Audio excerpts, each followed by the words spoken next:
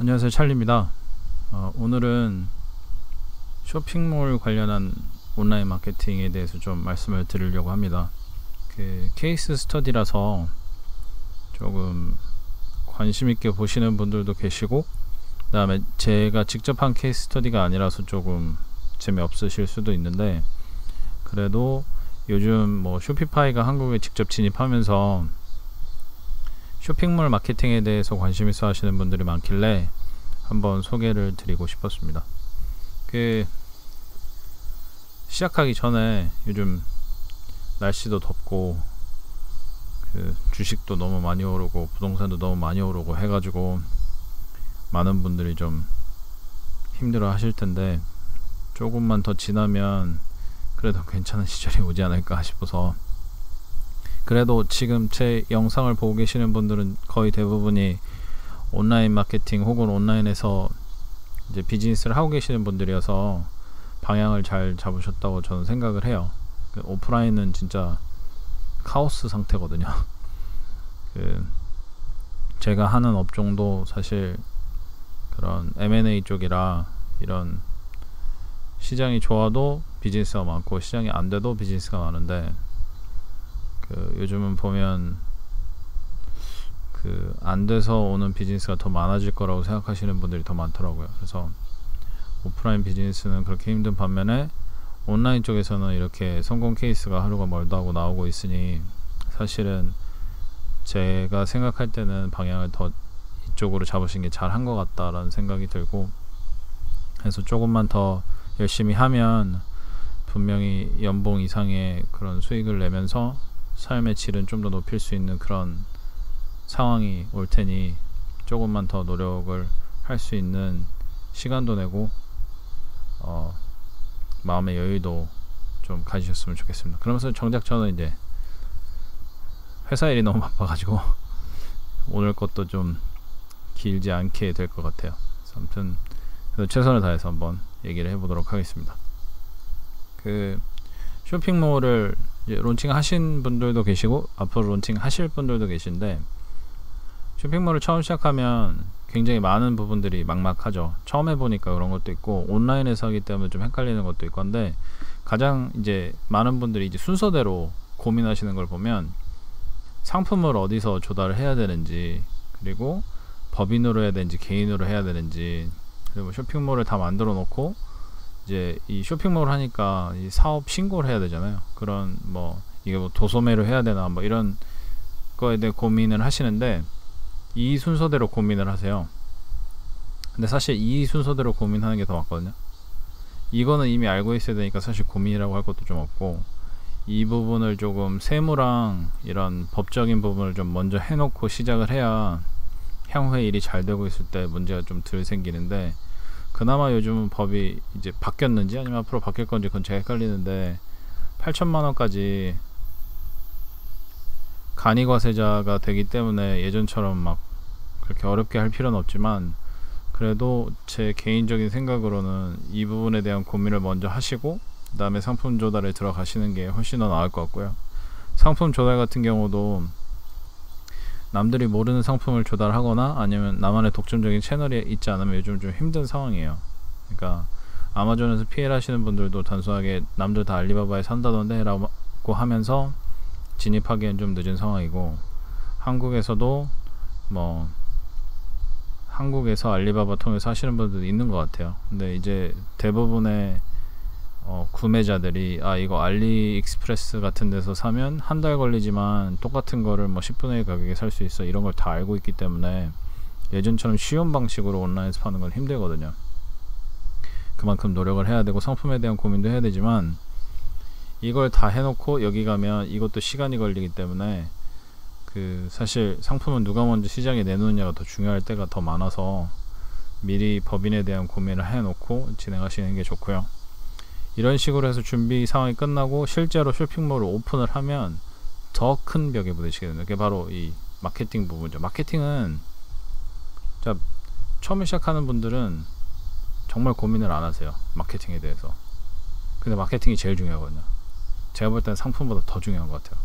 근데 마케팅에 대해서 이해가 좀 적거나 아니면 마케팅을 그렇게 중요시하게 생각하지 않는 분들은 쇼핑몰 론칭 하고 난 다음에 항상 큰 벽에 부딪힙니다. 그게 굉장히 좀 큰데, 항상 성공 스토리만 보고 아 저런 상품을 파는 사람이 성공했구나 라고 생각하고 그 상품에만 신경을 쓰지만, 사실 그 사람이 어떤 마케팅 전략을 썼는지를 보는 게 더 중요해요.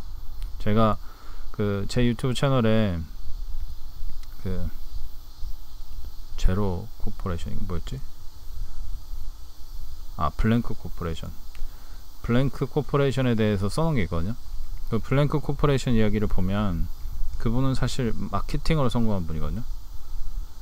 페이스북 마케팅을 얼마나 잘 하는지는 저도 개인적으로는 감만 있지만, 한 마케팅 채널로 잘 하면 1조짜리 회사를 만들 수 있다는 걸 몸소 보여준 사람이라, 어떤 걸 파는지 보다는 사실 마케팅을 어떻게 하는지가 온라인 세계에서는 훨씬 중요한데, 그 부분에 대한 고민도 미리 하고 진입을 하셨으면 좋겠습니다. 그래서 겁을 주는 건 여기까지 하고, 일단은 이제 오픈하신 분들을 위해서 말씀을 드려보면, 온라인 쇼핑몰 마케팅은 정말 힘들어요. 그러니까 저도 SEO랑 온라인 마케팅에 꽤 오랜 시간 공부를 했는데, 이커머스 쪽, 이 온라인 쇼핑몰 쪽 마케팅이 제일 어렵습니다. 이유는 다른 게 아니고, 제 개인적인 생각으로는 일반 블로그 같은 것들은 이 컨텐츠 만드는 게 쉽잖아요. 블로그든 뭐 웹사이트는 똑같은 거 있죠. 이 컨텐츠를 만드는 게 되게 쉬워요. 컨텐츠는 단어가 워낙 많다 보니까 SEO에 걸리기도 쉽고, 그리고 실제로 광고로 찍어내기도 쉽거든요. 어쨌든 컨텐츠이기 때문에 사람들이 원하는 정보가 있으니까 사람들을 그런 식으로 해서 트래픽을 끌어들이는 게 굉장히 쉬운데, 온라인 쇼핑몰은 상품밖에 없잖아요.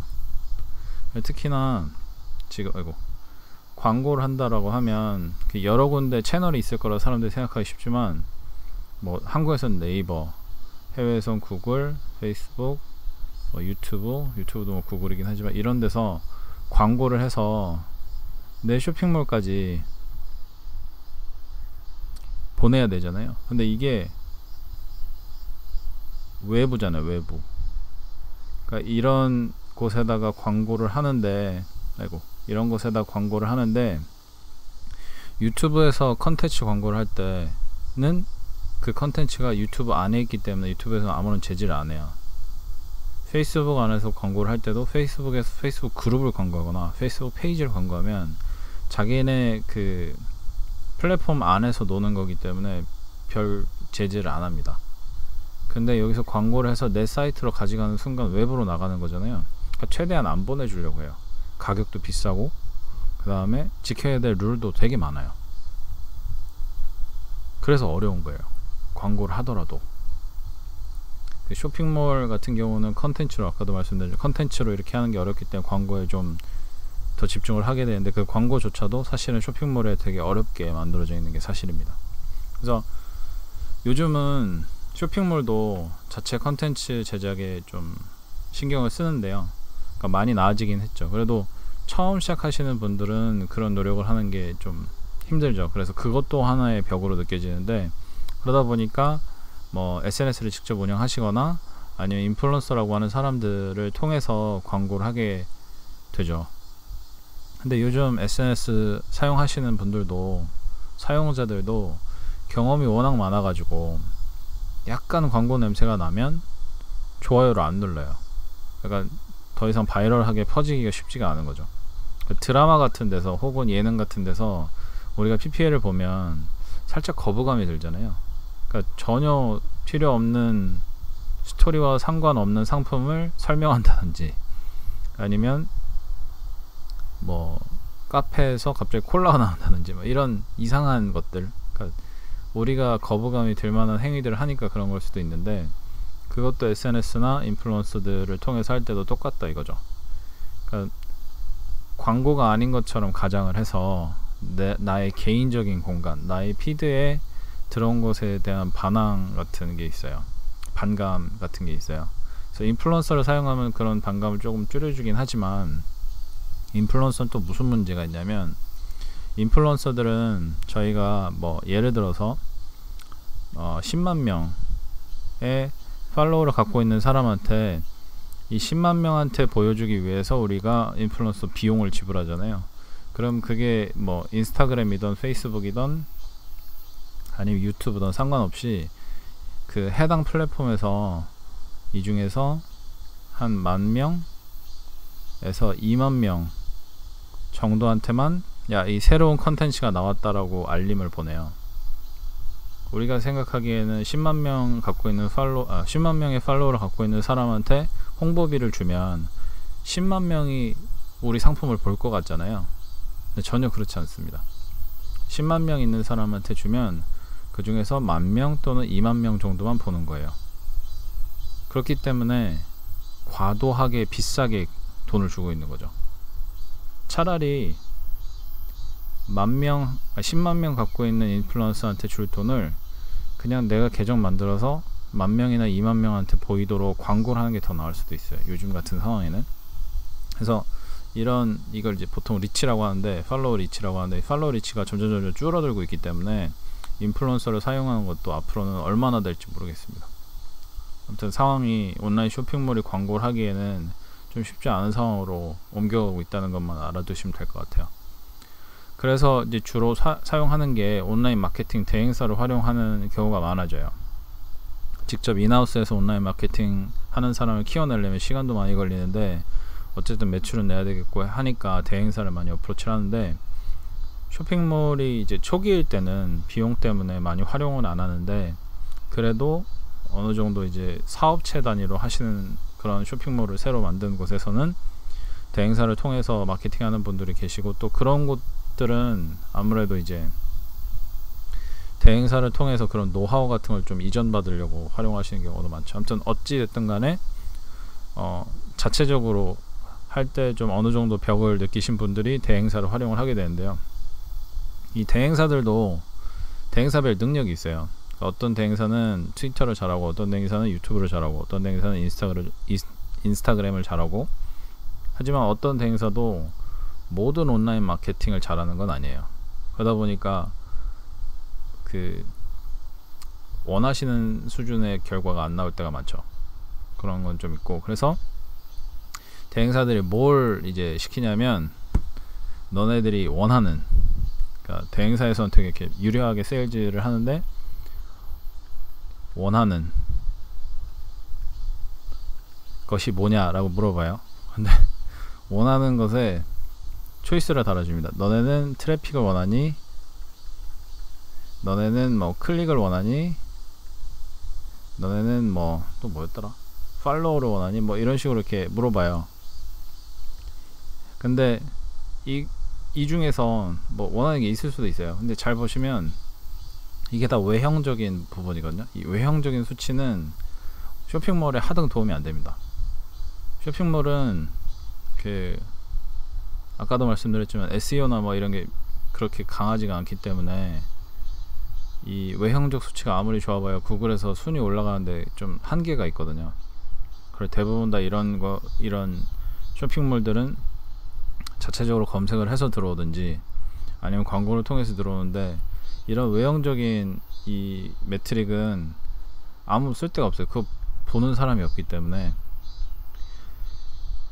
쇼핑몰에서 제가 만약에 온라인 쇼핑몰이다, 그리고 온라인 대행사를 찾는다 그러면 저희가 혹은 제가 원할 그 매트릭은 전환입니다. 전환. 이 전환이 그러니까 CTR이 아니라 실제 컨버전, 전환, 매출로 전환되는 부분, 이게 가장 중요해요. 대행사에 갔으면 그들에게 비용을 뭐 얼마나 지불하는지 모르겠지만 싸진 않아요. 그러면 그들을 통해서 그 정도 이상의 매출을 올릴 수 있지 않다면 당연히 그 대행사를 쓸 필요가 없겠죠. 트래픽이 된다는 거는 뭐 쓰레기 트래픽인지 아니면 진짜 정말 구매 트래픽인지는 아무도 알 수가 없어요. 그리고 트래픽이 좀 줄어들면은 가짜 트래픽을 보낼 수 있는 방법이 한두 개가 아니거든요. 트래픽은 아무 의미가 없습니다. 클릭도 똑같아요.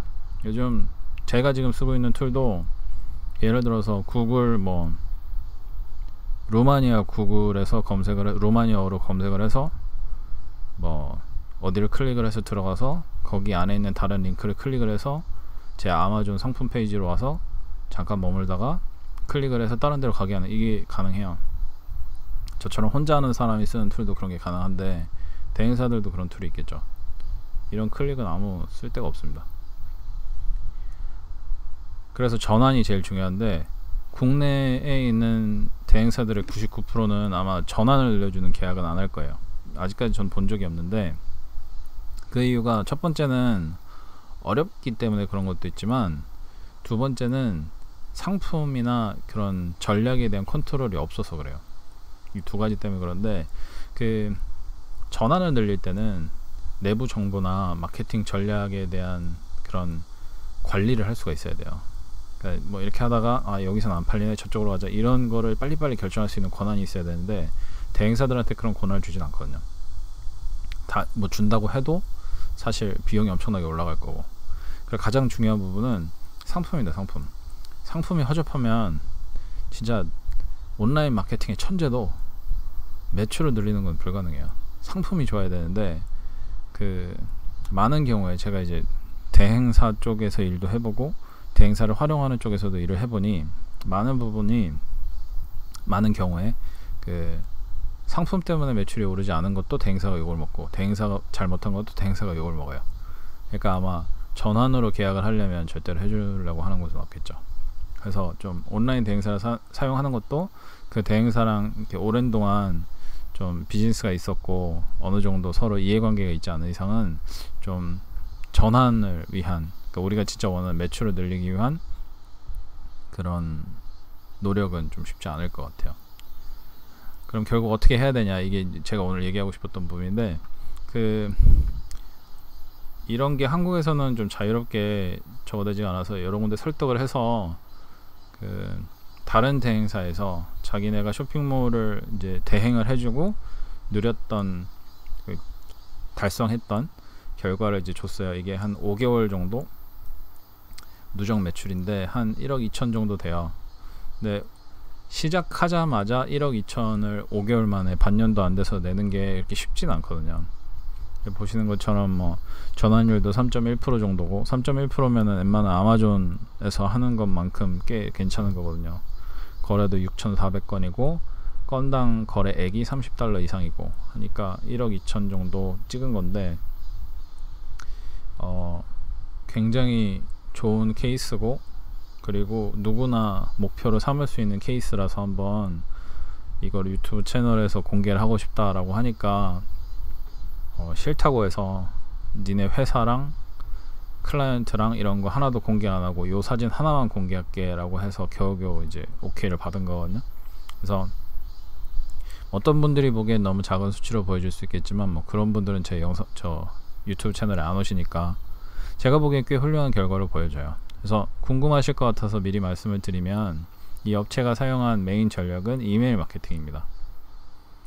이메일 마케팅은 이제 끝났다, 더 이상 뭐 효과가 없다 라고 하는 얘기를 해마다 해요. 해마다 하는데 실제로 성공을 한 곳들을 보면 이메일 마케팅으로 제일 많은 매출을 내고 있는 곳이 굉장히 많고, 제일 많은 매출이 아니더라도 두 번째, 세 번째로 가장 많은 매출을 내는 소스 트래픽을 이메일로 가져가는 곳이 많기 때문에 아직 사라지지도 않고 오히려 더 중요성이 두드러지고 있는 모습을 보인다 라고 말씀을 드리고 싶어요.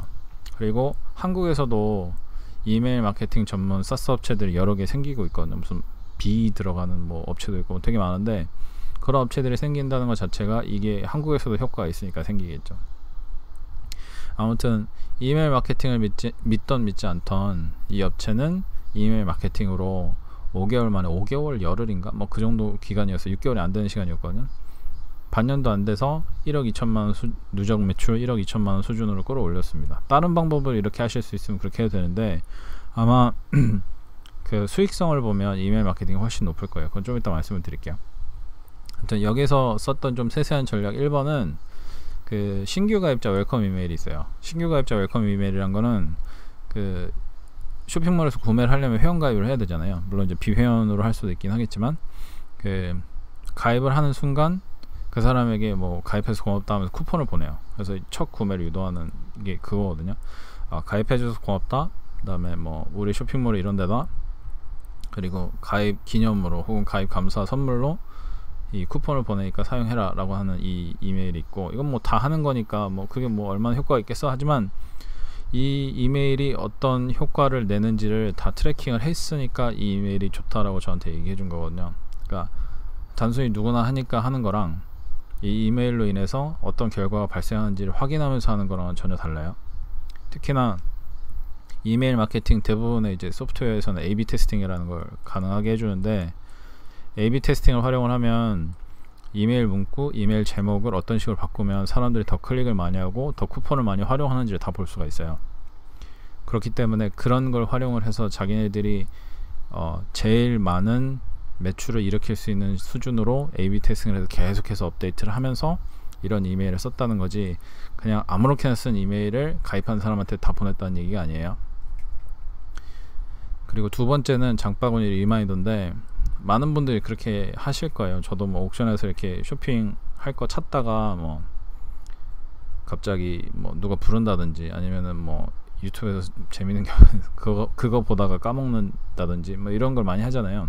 그러면 옥션에서는 그걸 안 하거든요. 그냥 장바구니에 담겨 있구나라고 생각하고 그냥 내비두는데, 장바구니 리마인더는 그 장바구니에 누가 뭘 담는 순간 특정 시간 동안, 예를 들어 48시간이면 48시간, 24시간 24시간 동안 결제를 안 했을 경우에 결제하라고 이메일을 보내요. 그 후에 48시간 혹은 24시간 이내에 또 결제를 안 하면 결제하라고 또 이메일을 보내요. 그래도 결제를 안 하면 5% 할인 쿠폰을 보내요. 이런 게 장바구니 리마인더거든요. 이런 시퀀스가 있어요. 그것도 2번, 3번 보내서 사람들이 짜증나서 탈퇴를 하거나 언서브스크라이브를 하거나 이런 것들에다 이제 수치를 받겠죠. 매출이 어떤 때 제일 많이 오르는지. 그래서 장바구니 리마인더 이메일 그 오토메이션을 하고, 세 번째는 구매 방식을 설명해 주는 거예요. 사람들이 온라인에서 구매를 할 때 어떤 식으로 구매하는지 몰라서 겁이 나서 구매를 못하는 경우가 굉장히 많은데, 예를 들어서 이거는 그렇게 했는지 모르겠는데 제가 알고 있는 구매 방식 설명 중에서는 그 상품군 자체가 좀 60세 이상 분들을 위한 상품이 많거든요. 그분은 이렇게 건강보조식품인데 그런 연령분들만을 타겟팅하는 그런 곳인데, 그런 연세가 많으신 분들은 어떻게 하는지 잘 모르니까 여기에서 이 버튼 누르고 이 버튼 누르고 이거를 전부 다 상세하게 설명해주는 이메일을 보내는 경우도 있고, 또 한 군데는 그 IP 주소를 검색을 찾아가지고 이 가입자가 해외에 있는 사람이면 너네 정보를 우리가 뭐 어떤 식으로 보호를 한다라든지 뭐 이런 식으로 구매 방식과 관련된 설명을 막 해주는 그런 이메일이 있어요. 그런 거를 활용했는데, 여기서는 그렇게 한 게 아니라 그 좀 상품 자체가 좀 특이해서 그 장바구니에 담고 결제를 할 때 뭐 하나를 더 해야 되는 게 있거든요.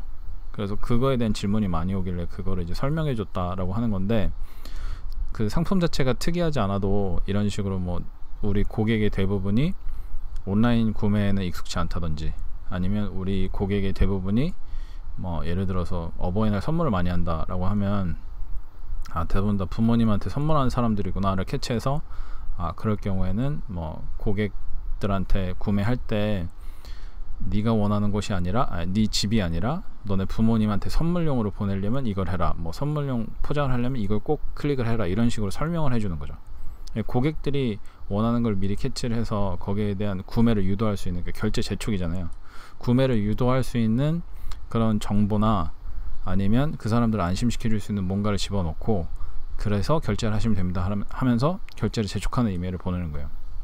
아무튼 이 세 가지가 가장 매출에 지대한 영향을 끼쳤다라고 저한테 얘기를 해줬거든요. 아마 이 순서대로 매출을 늘리는데 좀 도움이 됐을 거예요. 그래서 뭐 듣고 나면 별게 아닌 것 같은데, 이 5개월 남짓한 시간 동안 이 회사에서, 이 대행사에서 다양한 이메일을 써보고 다양한 방식으로 고객들에게 정보를 제공을 해봤는데 이게 가장 효과가 좋더라라는 얘기를 들어서 제 영상을 봐주시는 분들께 꼭 한번 쉐어를 하고 싶었습니다. 아까 말씀 못 드린 건데, 이 세 가지는 대부분 이메일 마케팅 업체에 가입을 하시면 템플릿으로 다 제공하고 있어요. 그러니까 그걸 얼마나 커스터마이즈 해가지고 내 쇼핑몰에 맞게 바꿀 수 있느냐, 이 차이지. 그리고 데이터베이스랑 연동하면 자동으로 알아서 이메일이 가거든요. 그러니까 한 번만 세팅하면 되긴 한데 저는 아까 말씀드린 이 A/B 테스팅을 통해서 계속해서 좀 그 수율을 높여가는 방식을 선택하시는 걸 추천을 드리고요. 그러니까 이메일 마케팅은 단순히 이메일을 보내는 게 아니라 그 세일즈 퍼널 같은 데도 굉장히 중요한 위치를 차지하고 있거든요. 특히나 이메일은 무료잖아요. 그러니까 고객 정보를 한번 수집을 하면 그때그때 필요한 정보를 혹은 컨텐츠를 고객에게 계속 제공할 수 있고, 그 다음에 구매까지 유도할 수 있는 방법이기 때문에 매출에서 마케팅 비용이 차지하는 비중을 낮춰주는 아주 중요한 수단입니다. 그래서 아까 제가 말씀드렸듯이 광고하는 곳이랑 이메일 마케팅을 잘 쓰는 곳은 마케팅 비용이 혹은 수익이 차이 날 거라고 말씀드렸잖아요. 그래서 그래요. 광고만 하는 곳보다는 이메일 마케팅을 적절히 쓰는 곳이 수익성이 훨씬 좋습니다. 그러니까 혹시라도 아직 이메일 마케팅 사용 안 하는 분들이 계시면 오늘이라도 조금씩 배워서 시작을 해보시는 게 좋지 않을까 싶어요. 오늘은 좀 짧았는데 그래도 앞으로 많은 분들이 쇼핑몰을 하실 때 이메일 마케팅을 활용을 하셔가지고 좀 더 좋은 결과가 있으셨으면 좋겠습니다. 감사합니다.